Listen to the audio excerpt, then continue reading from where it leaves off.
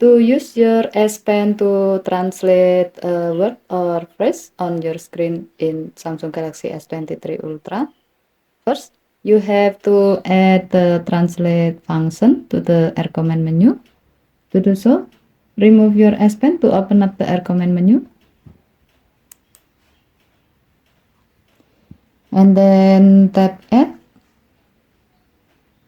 Select Translate to add this function to the air command menu. Tap the back button. To see how this feature works, now go to the screen where you want to translate.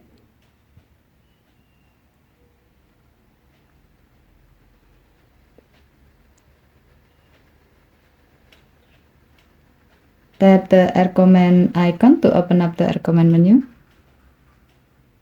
Tap Translate. If needed, you can change the source and target languages.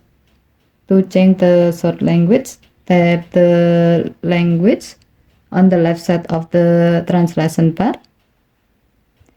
And then select the language you want from the language list. As the example, we will set it to English. To change the target language, tap the language on the right side in the translation bar. And then select the language that you want from the language list. As the example, we will set it to French. Anyway, you can see a square with the icon in the translation bar. It's selected by default. When this icon is displayed, it means that your phone will translate a word where your S Pen is hovering at. As you can see, each time you hover your S Pen on a word, it will automatically translate this word to your target language. If needed, you can change the setting. To do so, tap the icon. You can see that the icon is now changed as a square with some line in it. When this icon is displayed, it means that your phone will translate a phrase that includes the word where your S Pen is hovering at.